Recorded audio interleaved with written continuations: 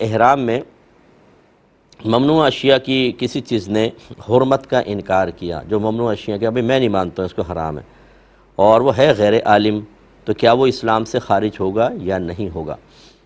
دیکھیں، دو طرح کی چیزیں ہوتی ہیں، ایک تو وہ ہیں جو قرآن میں فرض کر لیں منع کر دی گئیں، اب اگر وہ اس کو کرتا ہے تو چاہے غیر عالم ہو، اگر نص صریح سے ثابت ہے، واضح آیت سے ثابت ہے، تو یہ انکار قرآن کی وجہ سے دائرہ اسلام سے خارج ہوگا۔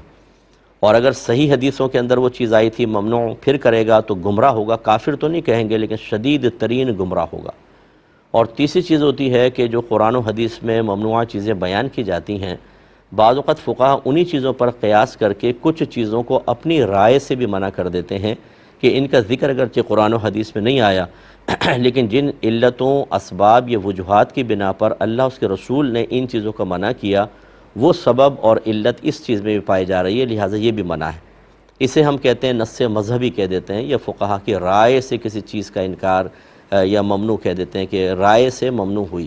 اس کا اگر انکار کیا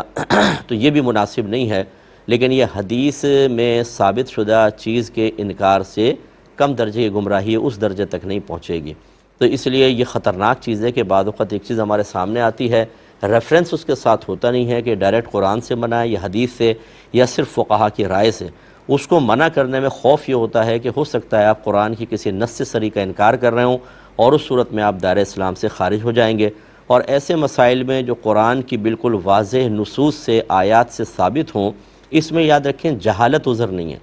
کوئی شخص یہ نہیں کہہ سکتا مجھے تو پتہ ہی نہیں تھا، تو پتہ نہیں تھا تو پتہ کرو نا بھائی جان، اس لیے تو علم سیکھنا فرض قرار دیا ہے۔ تو امید ہے کہ اس تفصیل کے بعد اب جس مسئلے میں وہ انکار کر رہے ہیں، پہلے آپ کو یہ معلوم کرنا ہوگا کسی اچھے عالم و مفتی صاحب سے کہ یہ کہاں سے اس کا انکار ثابت ہے، اس کی ممانعت کہاں سے ثابت ہے، اس کے اعتبار سے پھر آپ ان کے لیے حکم سجسٹ کر سکتے ہیں۔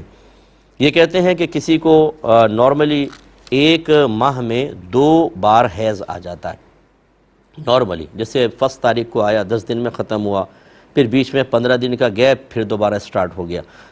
اور 2 حیضوں کے درمیان کم از کم 15 دن پاکی کے ہونا ضروری ہے، وہ پائے جا رہے ہیں۔ تو اب یہ پوچھ رہے یہ ہے کہ اگر اس طرح 2 بار نارملی حیض ایک ماہ میں آتا ہے تو عدت حیض کے حساب سے ہوگی یا 3 ماہ پورے کرنے ہوں گے؟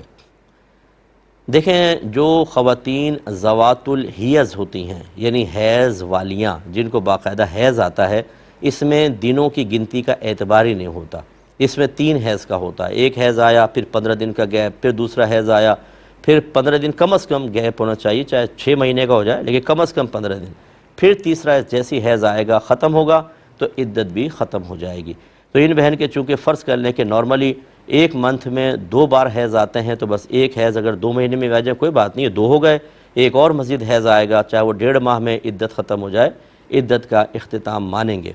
یہ 3 ماہ کی مدت ان لوگوں کے لیے ہوتی ہے جن کو حیض نہیں آتا، جیسے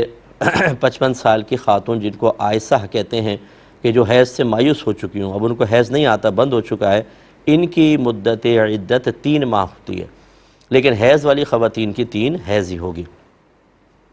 یہ کہتے ہیں کہ والد صاحب کا انتقال ہو گیا 5 سال پہلے، گھر والے کہتے ہیں اب ٹی وی مت دیکھو کیونکہ جو بھی ہم گناہ کریں گے والد صاحب کے نامہ اعمال میں گناہ لکھا جائے گا، کیا حکم شرع ہے؟